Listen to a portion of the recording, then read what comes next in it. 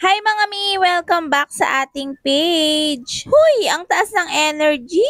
Yes mga mi, kailangan mataas yung energy natin para maintindihan nyo nga yung sinasabi ko dito sa aking voice over. Sabi kasi ng iba mga mi ay mahina nga daw talaga yung boses ko. Which is talagang mahina talaga yung boses ko mga mi. Kaya talaga namang ginagamitan ko talaga ng pinaka-microphone itong pag-voice over ko para lumakas siya mga mi. Huwag na kayo magreklamo mga mi, manood na lang kayo kung paano ko nga ginagawa yung mga tutorial ko. Minsan kasi talaga mga mi ay yung level ng ating boses ay depende sa pagod natin yarn. Kapag yung voice over ko mga mi ay malumanay, meaning nun ay patulog na ako nun. At kapag ganitong level mga mi, meaning umaga pa to at marami pa akong energy. Huy! Tulad nga na nakikita nyo sa video mga mi ay gagawa tayo ng package na gift set. May nag-request kasi mga mi na gagawin niya nga daw na gift yung ribbon. Sabi ko naman mga mi ay bilhin niya na lang yung ribbon tapos mag-add na lang siya para sa packaging. Syempre budget meal lang talaga yung packaging mga mi kaya ganyan lang din yung ginagawa ko sa packaging. Nag-print lang ako mga mi ng happy birthday para mag-greet natin siyang personal, talagang personalize yung pinaka-gift nating ribbon, diba? Tapos plinastic ko lang. Tapos mga mi itong part na to is gumagawa na ako ng bouquet. Dahil friendly nga natin yung magbe-birthday mga mi, yung pinaka-ribbon ay request din ng isang friendly. Tapos ito mga mi is bigay ko na lang din ito. Huy, sana all maraming friendly. Yes mga mi, ganyan tayo eh. Alam mo yun mga mi, yung kulang na lang talaga, ipamigay na lang natin. Pero syempre mga mi, depende sa pugso ng ating mga puso yan. Alam nyo yun mga mi, yung talagang gustong gusto kong nakakakita ng natutuwa dun sa mga ginagawa ko. Kahit walang bayad, ang bayad nun mga mi ay yung happiness ng mapagbibigyan ko. Huy, may pa ganon. Very dramatic ang person. Kung napansin nyo mga mi, ay paliit nga ng paliit yung pinaka-board niya, yung pinaka-drawing niya mga mi. Kasi mas nagugustuhan ko siya kapag lumilitaw yung wrapper kaya ginupit ko pa ng ginupit. Alam nyo yun, minsan mga mi, yung nakaplano sa isip nyo kung paano nyo siya i-wrapper, hindi yun natutupad. Kasi pag ginagawa mo na siya, dun mo pa lang talaga makikita mga mi kung gaano kaganda or paano yung kakalabasan nung naiisip nyo, 'di ba? Kaya ang ending mga mi, nakakagawa din tayo ng hindi natin akalain na magagawa natin dun sa pinaka-design niya. Tulad ng mga sinasabi ko sa vlog ko mga mi, talagang maingay yung sasakyan. Kaya pag may naririnig kayong maingay, yung mga sasakyan na dumadaan yon. Sorry naman mga mi, hindi ko naman pwedeng pahintuin yung mga sasakyan habang nagbo-voice over. Huy, nag-explain na naman yarn. Okay mga mi, back to video na naman ulit. Paper wrap nga yung ginamit ko dyan mga mi, kaya medyo hirap ako. Sabi ko sa inyo yung paper wrap ay medyo hindi pa kami masyadong nagkakasundo. Siguro pag nasanay ako sa paper wrap mga mi ay talagang gaganda na rin yan. Kaya for now talaga mga mi, mas marami talaga akong nirarap na ang gamit ko is plastic wrap. Tapos mga mi, sasagutin ko din yung tanong ni Mami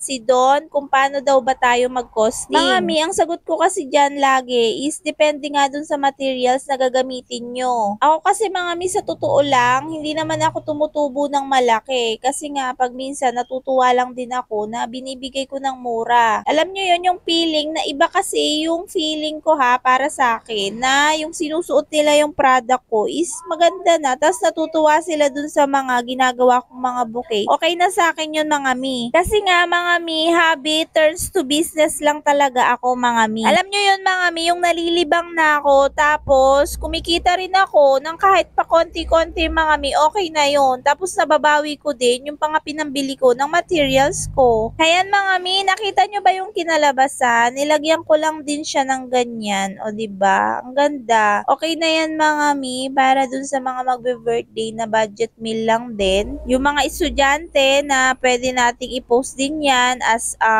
gift set mga mi, ribbon plus meron na siyang bouquet. Ayan, depende na rin kung ilan yung magagastos nyo sa costing nyo mga mi, magkwenta na lang talaga kayo. Basta ako kasi mga mi, nagbibigay lang din ako ng idea kung ano yung pwede nating gawin, pwede nating dagdag income. Yun lang mga mi for today's video. Thank you for watching. God bless us all. More benta mga mi.